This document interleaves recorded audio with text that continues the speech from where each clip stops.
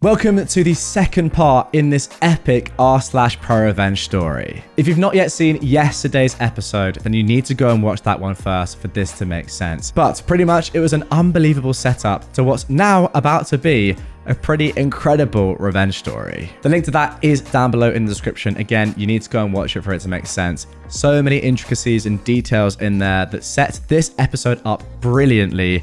But I'll give a little brief summary as to where we were in case you've forgotten. So again, go watch that first. But where we were was the group of 7 seniors we think, or at least I kind of guessed, are about to be grouped together for their final project. None of them particularly enjoy doing any work. So I think what we're about to get into is going to be nuclear. Let me just say that. So without further ado, here we go. Part 2, the culmination of this story.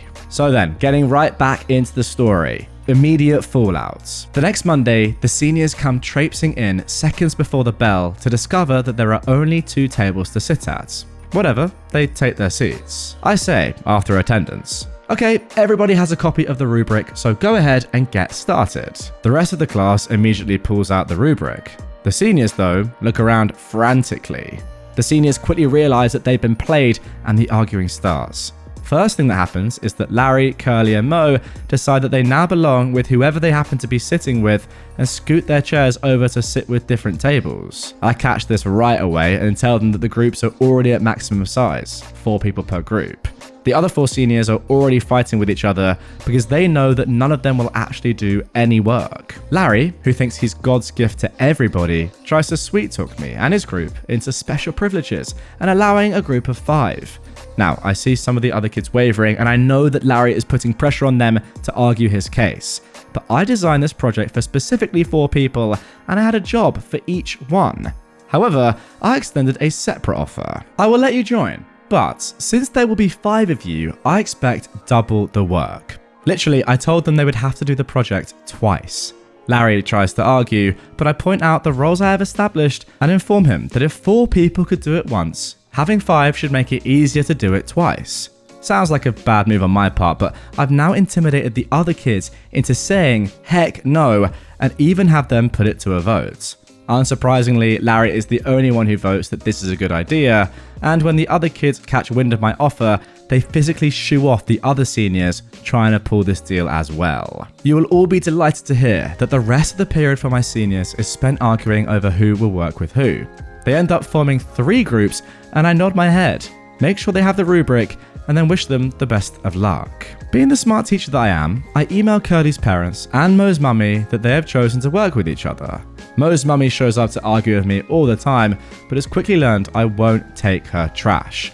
At a previous meeting, she even laid into Mo and told him, I'm tired of fighting all these battles with your teachers, and I'm starting to think that you're the problem.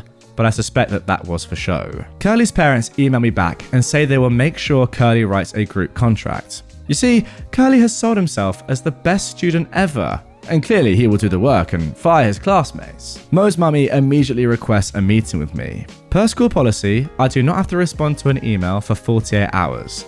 I wait until hour 47 and email a non-committal, I would love to meet, when are you available? And wait for a response.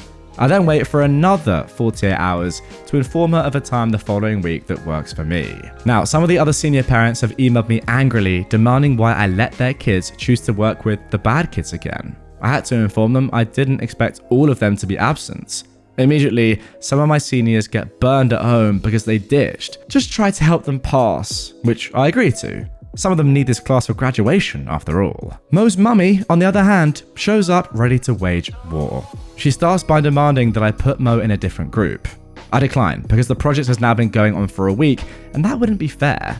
She demands that I add him to another group though. They're all full though, and students have already done the lion's share of the work. She then demands that I let him work by himself with an extension. I gladly offer him an extension, and slide a copy of the rubric over to him, and he goes white. At this point, he knows that he's never planning to do any of the work. In fact, I know that his group hasn't even started. I've got a copy of their group contract, which was hastily scribbled in pencil with no due dates on it. He starts arguing with his mum that he'd rather work with his friends and that he's upset that he got stuck in this situation. Contemplating this, she accuses me of deliberately waiting until that day to screw the seniors over. After all, it was a school-sanctioned event, and I'm being a douche about it, and she'll go to the board with her story. Wrong. The joy I get from all of my prep work is shutting down BS like this. All 7 of the seniors hung out on ditch day at her house and told her that the principal had given them the day off. Even better, they called in and pretended to be their own parents so that it was an excused absence. He is immediately busted and his mum flips her switch and jumps all over him. You see, she can keep pressing me on this issue, but I now have evidence that he pretended to be his own dad, and that is a suspendable offence. I buy myself into her graces by telling her that I had no idea that senior ditch day was that Friday, but I gave her kid a free extension on the homework that was due because I thought seniors deserved their own traditions, blah blah blah. She buys it. Also, I can prove that I emailed him and her and gave them plenty of notice before Monday morning that they needed to pick routes before something like this happened. Obviously, once I found out about ditch day, I tried to give her precious treasure a heads up, but I don't know why he didn't take it. She makes him open his email. My email is sitting there, unopened, and I have won this battle. She thanks me and takes him home. Class morale is super high. Unless you're one of the seniors. A week before the project is due, neither group has actually started, and the HMS class average is about to hit an iceberg. The project comes due. It comes as no surprise that my enterprising seniors have turned in easily some of the worst work ever. One group got into a text argument the weekend before it was due and made one of the kids do all the work. Mo and Curly are in this group. The other group, with Larry, has also turned in a steaming pile. I make sure to grade these 2 projects first because I know the fallout is going to be big. All the seniors dropped at least 1 letter grade. A couple dropped 2. This is 4 weeks before graduation. Larry appears to take his F- in stride. They got something like a 10% on it, so I know he's plotting something.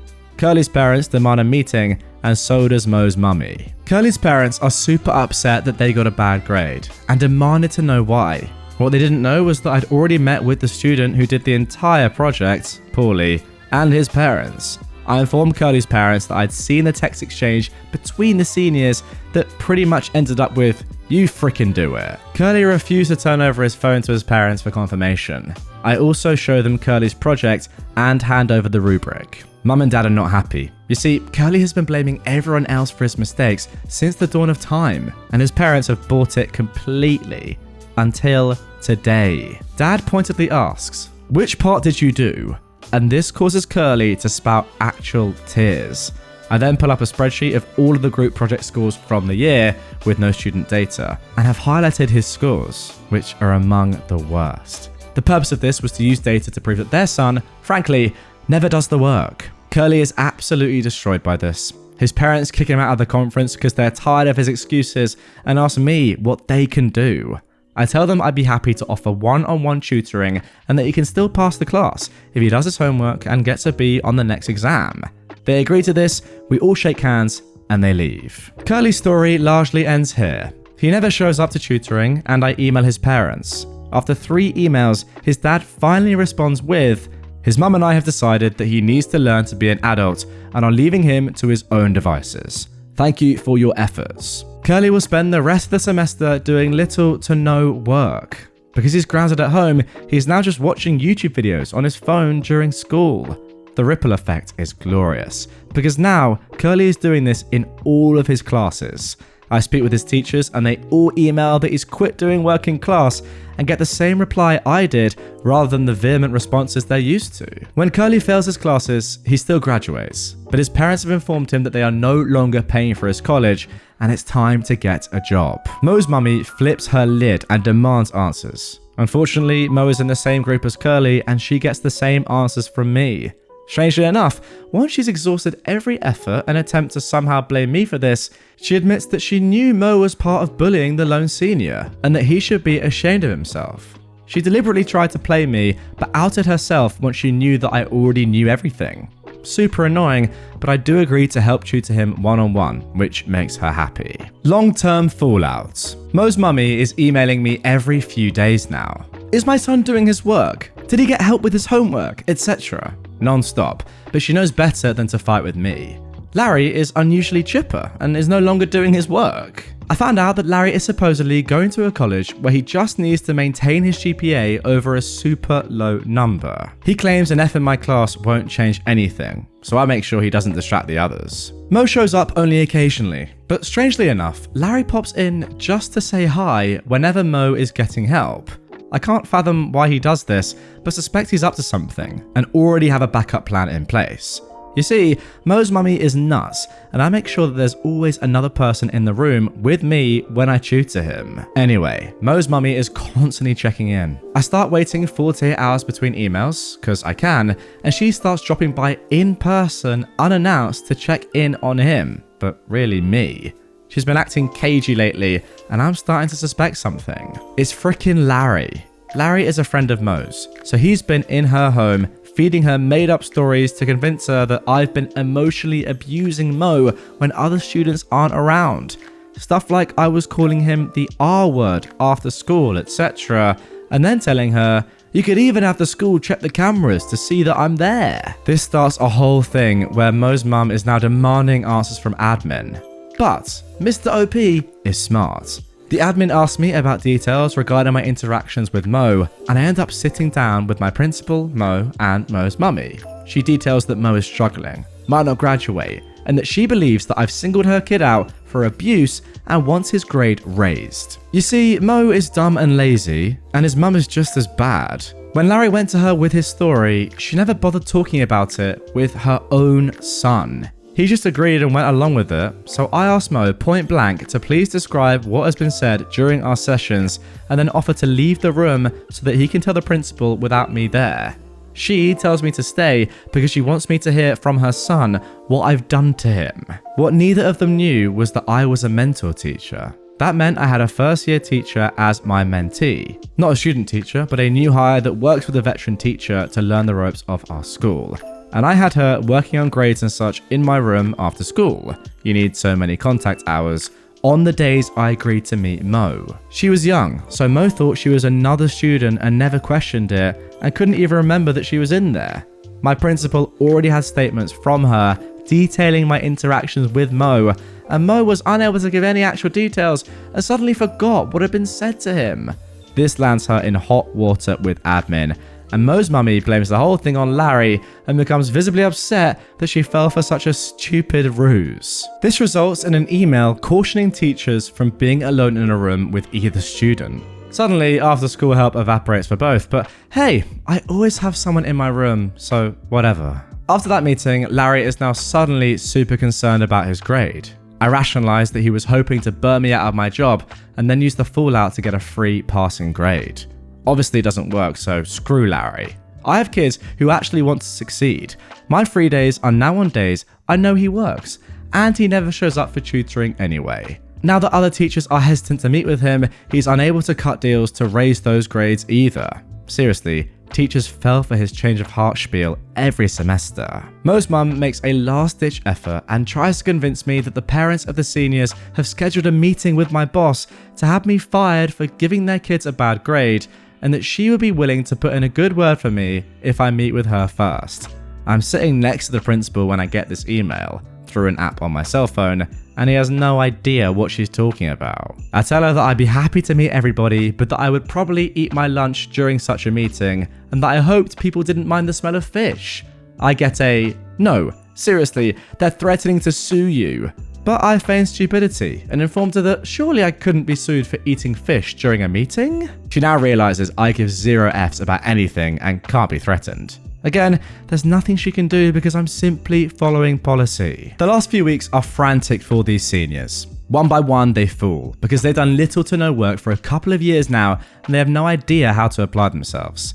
Other teachers are emboldened by how hard I shut them down and finally hold them accountable. A few of them just barely manage D's in my class. The rest fail. I get a few last-second squeaks of, what can I do to raise my grade? But have now documented that none of them attempted the extra credit assignments and that was their chance. It's hard for a parent to trash on you when you can prove you actually try to give their student extra credit and can then prove they never opened the assignment online. These guys are now failing some of their other classes. A couple have breakdowns in my class and leave crying. Their friendships are fracturing with each other because they now all hate each other for what happened, which they'll get over during the summer. My last test came and I made it an online multiple choice test. It was easy enough to have the questions and answers shuffled in random order, meaning they couldn't cheat off each other. You see, I knew for a long time they'd sit next to each other to try and cheat on the exam, and Larry had blown a ton of money on a tutor to try and carry his friends. This, though, throws them all off. And when Mo's mummy accuses me again of trying to trick her kid with a much harder test, it was easy enough to shoo her away with a simple email. Larry passes the exam, but his grade moves up to a meager D-. Finally, the results. Of these 7 seniors, 1 didn't graduate and had to transfer schools. His parents were embarrassed that they paid to fly the whole family out for a graduation that he didn't get to take part in. 2 of the seniors lost all of their scholarships and could no longer attend the schools they wanted. Their fallback plan was to attend the same school together and become roommates, which they did with 3 of the other seniors, including Mo. I do have some other stories, because I still work at this school and occasionally hear from the kids who graduated. Larry's college was not happy with his final GPA. I'm not sure what his long game was, but it sucked. The college kicked him out before he could even start, and I found out his huge web of lies extended to his parents too. He toured Europe over the summer and tried to surprise his parents by coming home instead of going to school. Apparently, they kicked him out immediately after because they were selling their house to get a condo somewhere else. Remember, they travel for work all the time now, so wanted to downgrade. Last I heard, he made up a story that he joined the military but got released due to a made-up illness. I say made up because I heard this story from 3 different people and each one was given a different disease. Curly's parents relented and decided to pay for Curly to go to college after all. Curly got kicked out halfway through the year though, got busted more than once for underage consumption, and they then kicked him to the curb after living at home for a year and refusing to get a job.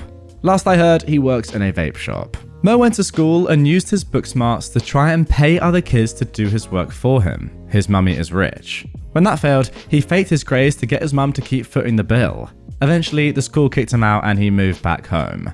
The story his mummy told a friend of hers, who I ran into at a school function, was that he decided he'd rather be an entrepreneur than go to college and that he bought a drone to film weddings with.